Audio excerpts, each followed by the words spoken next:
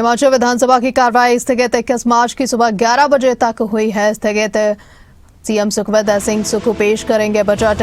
कांग्रेस सरकार का चौथा बजट पेश करेंगे सीएम सुक्खू। बतौर वित्त मंत्री सीएम सुक्खू बजट पेश करेंगे। 23, 24, 25 मार्च को बजट अनुमानों पर भी होगी चर्चा। 25 मार्च को सामान्य चर्चा का समापन होगा।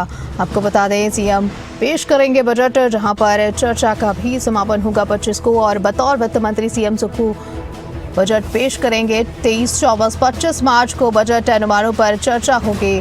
आपको बता दें कल इसके ऊपर ज्यादा जानकारी के साथ हमारे साथ जुड़ रहे हैं प्रदीप ठाकुर। प्रदीप, अगर बात करें जिस तरह से विधानसभा की कार्यवाही कल के लिए स्थगित हो गई है, क्या अपडेट है इसको लेकर?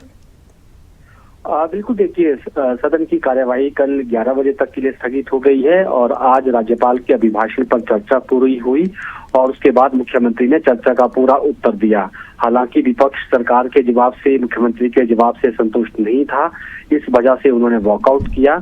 और इसमें विपक्ष की तरफ से ये आरोप लगाया गया है कि हमारे जो बीजेपी के ऊपर आरोप लगाए जा रहे हैं कि वो हिमाचल विरोधी है। हम हिमाचल विरोधी नहीं बल्कि कांग्रेस विरोधी है और कांग्रेस हिमाचल विरोधी है। और विपक्ष जो है वो सरकार इस पूरी चर्चा में विपक्ष ने हिस्सा लिया, लेकिन जिस तरह से विपक्ष को टारगेट किया जा रहा है और आपदा को लेकर जो बातें कही जा रही हैं वो उसमें कोई भी सच्चाई नहीं है। और आपदा के दौरान काम करने का दायित्व जो है वो सरकार का रहता है।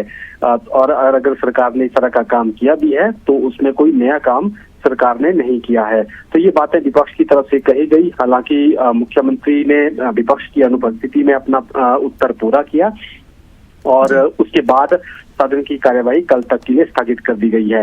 इस दौरान जोर मुख्यमंत्री ने विपक्ष को आड़े हाथों लिया और ये भी कहा कि जो बीजेपी है, विपक्ष है, वो हिमाचल विरोधी है और हिमाचल प्रदेश में आपदा के दौरान जो है विपक्ष का साथ नहीं मिला, आरडीजी में विपक्ष का साथ नहीं मिल रहा है। और मुख्यमंत्री ने एक बात और अपने उत्तर में कही कि हम ओल्ड पेंशन स्कीम को कभी भी वापस नहीं लेंगे। बीजेपी जितना मर्जी दबाव केंद्र सरकार के जरिए हम पर बनाने की कोशिश करे, लेकिन कर्मचारियों को ओल्ड पेंशन स्कीम मिलती रहेगी। इसी तरह से जो बीजेपी के विधायक हैं उनको लेकर भी मुख्यमंत्री ने कहा कि यहाँ पर जो बातें उनकी तरफ से की जानी चाहिए थी वो नहीं की गई है।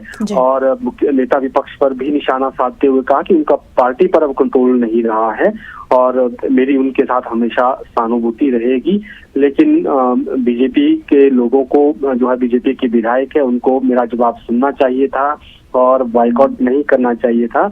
ये बात उनकी तरफ से जरूर कही गई है।